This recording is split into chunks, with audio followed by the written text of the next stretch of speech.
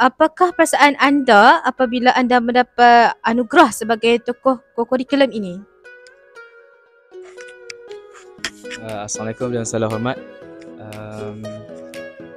Perasaan buat saya waktu dapat tokoh Nilam ni, mesti berpuas hati lah sebab semua usaha yang saya buat begini, semua latihan yang saya jalani dengan pressure yang saya kena hadap suatu latihan, dan juga student dengan atlet ni, banyak bebanan lah yang saya pegang. Jadi lepas bila kita berjaya ni kan, saya rasa macam alhamdulillah lah. Saya bersyukur sangat kepada Allah SWT sebab bagi saya kejayaan. Bagaimana dengan saudari Sharfa pula? Okay, bagi saya tak rasa pun yang akan dapat tokoh kurikulum. Bila dapat tahu yang dapat tokoh kurikulum antarabangsa ni, rasa gembira sebab tak semua akan dapat antarabangsa ni. So bila dapat antarabangsa tu rasa macam betul sangat. Rasa macam tak sangka dapat antarabangsa. Apakah cabaran anda ketika melakukan aktiviti yang anda lakukan? Cabaran yang selalu saya hadapi, perasaan takut lah. Sebab sebagai seorang atlet, dan juga antara salah satu sukan yang agak ekstrim juga tu sukan tinju, perasaan takut lah yang cabaran paling besar yang paling saya pernah hadapi lah. Sebab waktu pagi selalunya akan bangun, bila bangun tu macam takut lah kan.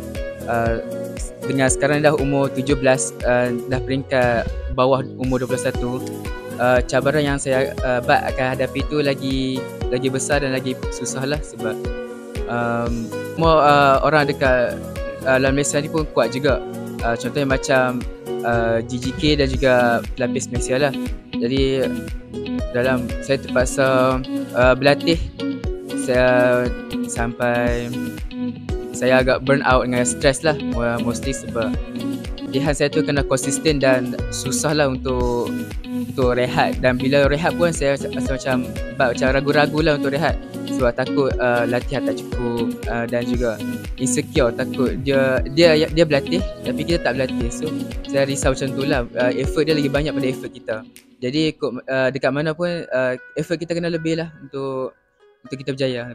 Apakah cabaran anda ketika melakukan aktiviti pada peringkat antarabangsa?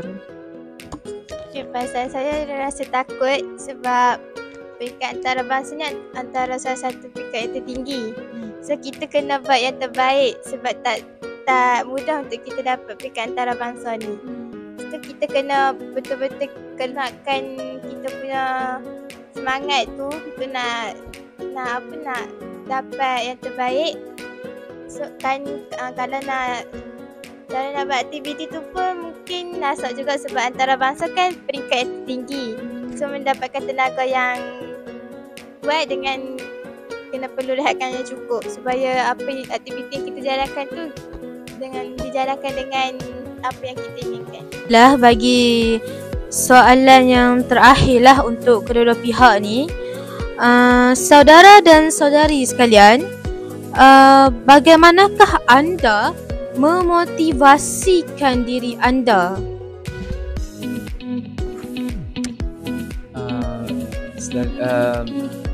Bukan apa, tapi saya tak bergantung pada motivasi sangat.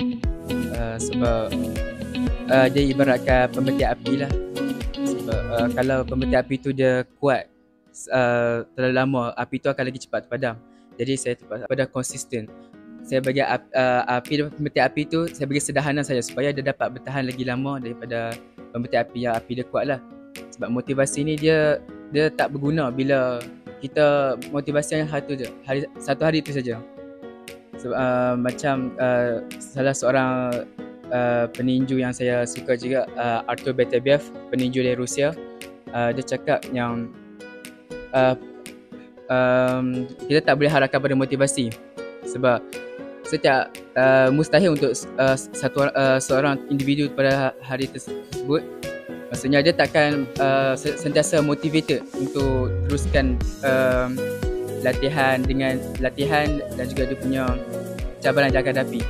So dekat mana jangan pernah bergantung sangat dekat pada motivasi, sebab motivasi ni ibarat pemberi semangat saja, tapi bila untuk capai satu kejayaan tersebut kita kena usaha.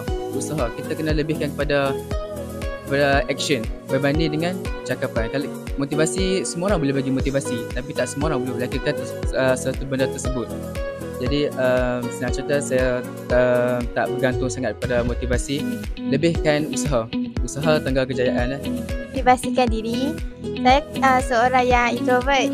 So bila pergi ke peringkat antarabangsa ni, kita kan bercampur dengan negeri dengan negara luar. So bila saya pun seorang je yang wakil sekolah ni, so tak ada kawan. So saya seorang introvert, saya kena biasakan diri untuk berkomunikasi dengan orang. Nak beranikan diri untuk bercakap dengan orang. Sebab kan kat sana kita akan melakukan aktiviti bersama dalam kumpulan. So kalau kita tak ada chemistry yang kuat tu, mungkin aktiviti tu tak akan berjalan dengan lancar. Dia akan ada sikit masalah sebab tanpa kita kena berkomunikasi dengan orang tu. Bila kita berkomunikasi dengan orang, kita akan dapat lakukan aktiviti tu dengan lancar.